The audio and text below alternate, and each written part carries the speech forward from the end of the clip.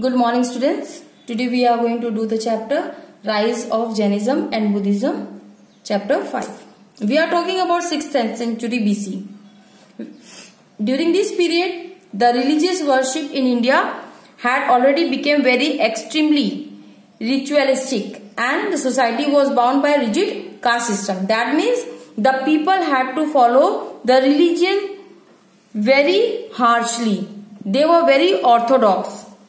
And this condition made the thinkers dissatisfied, and they gave up the worldly life, and they went to meditate in peace and seek enlightenment. Some of them, when they came back, they shared their newfound knowledge, and even they had the followers. Among such thinkers were Gautam Buddha and Vardhaman Mahavir. You all might have heard about Gautam Buddha. Their teachings gave rise to two important religions. They were Buddhism and Jainism. Now let us very first start about Buddhism. Gautam Buddha was the founder of Buddhism, and he was born at Lumbini near Kapilavastu around 563 BC.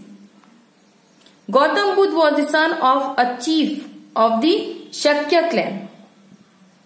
As he was a princess, so he led a very luxurious life. At the age when he was young, he got married to a princess named Yashodhara, and they had a son named Rahul. Now, as it is said, and according to the legend, Gautam Buddha, once moving in a city, saw three types of people. That was an old man, a sick man, and a dead man. Gautam Buddha had that time realized the suffering, that why there is so much suffering in the world, and he was in great pain. And then these things made Gautam Buddha to find out that the way to end this suffering. So Gautam Buddha left the home at the age of 30 to find the end of sufferings. For 6 years he wandered and to find out himself the reason to all kinds of hardships. Many times he went without food and water. And then finally he sat under a peepal tree at Bodh Gaya and resolved not to get up until he found answers to all these questions. He went for the meditation. And after 49 days,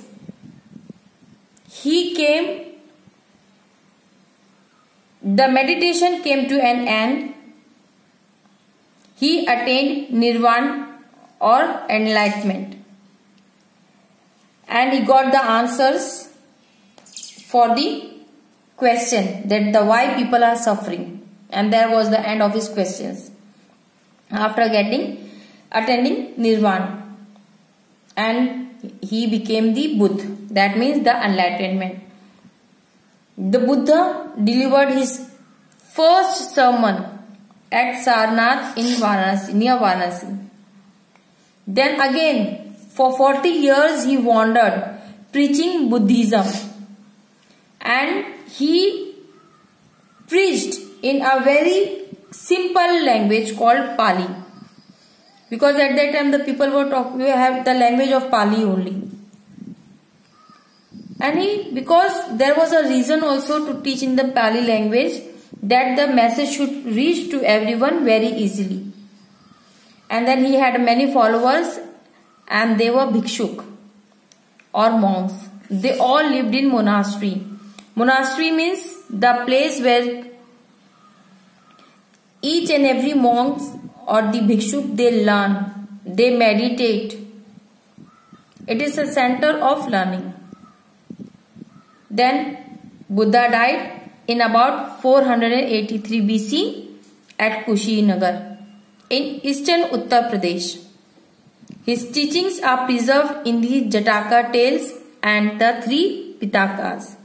Children, you might have read these stories, Jataka tales and the Pitakas, in library also. There are many books in the library kept.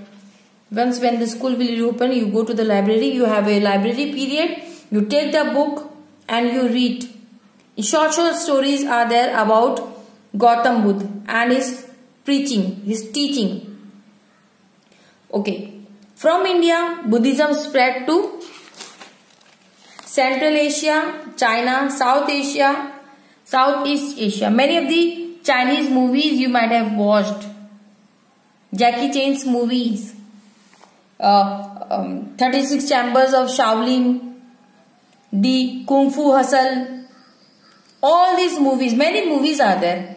All these movies, they will show, it is shown the style, the techniques of Buddha. Later on, Buddhism split into two sections, that is Mahayana, that is great vehicle, and Hinayana, that is lesser vehicle. The followers of Mahayana Buddhism worships images of Buddha and regarded him as the incarnation of God. Incarnation of God means, children, that again the rebirth of God. Like you have Vishnu Bhagwan in the form of Krishna Bhagwan, then Ramji. All these are incarnation of God. The followers of Hinayana Buddhism spread the Buddha as a great religious teacher, and they worship him through the symbols like the lotus. Now, what are the main teachings of Gautam Buddha? The Gautam Buddha's teachings are based on four noble truths listed here. See, you can see a four noble truth. There is suffering in this world. Each and every one, whether all living beings, they had to suffer. If we have taken a birth, we have to suffer each or other problems. Like your children. So you face the problem of examinations, lot of works are there. Then we people, we elders, we have to suffer. Like we have to face the diseases, illness. Like this, we have to suffer. Then there is a cause of suffering. Now each and every suffering, there is one or the other cause. Like less, like poor. See, poor people, they have the lack of money. Then rich. If the person is rich, he is suffering from disease. So like there is a cause of suffering.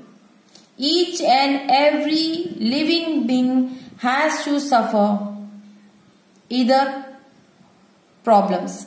Then the cause is desire. The main cause of suffering is desire. We are desiring. If a poor is there, he wants to become rich. If rich is there, a rich person to become a millionaire, billionaire. So like this is the desire. Nobody is satisfied with what we people are having. Each and everybody have the desire. Desire can be overcome by the following. Now see what Gautam Buddha has said to end the desire. We can overcome by our desire. This is Ashtangika Marg. That is the eightfold path consisting of right understanding, right purpose, right speech, right behavior, right means of livelihood, right effort, right awareness, and right meditation. That means the whole one is there. We can come to the one conclusion, that is simple living and high thinking. When we will overcome with our desire, we will end all our sufferings. And this enables man to free himself from the cycle of rebirth and attain nirvana. The Buddha advises his disciples to follow the middle path. That is neither to give up all the worldly possessions and not to live in luxury life. Just now what I said, simple thing, that is simple living and high thinking. Buddha preached equality of human beings. He rejected the caste systems as well as all rituals. He did not discuss gods. Gautam Buddha offered his followers 3 jewels in which they could find peace that is Buddha. One is Dharma or Dham, that is sacred law, and Sangha, community, enlightenment, men and women. The Buddha forbade lying, stealing and killing. The emphasis of his teachings was on ahimsa or non-violence. That means Buddha said that we should all be equal. There should be no inequality between the caste system, race system, and he never discussed about God. And he offered the followers 3 jewels, that is peace, dharma and community, sangha. And then Buddha was against telling lies, stealing and killing. And he always emphasized, gave stress on his teaching that was ahimsa or non-violence, which Gandhiji was also following the same path. Okay, so till here we are going to end our lecture. I am going to end the explanation, and the next class I will explain you about Jainism. Till then, goodbye, take care.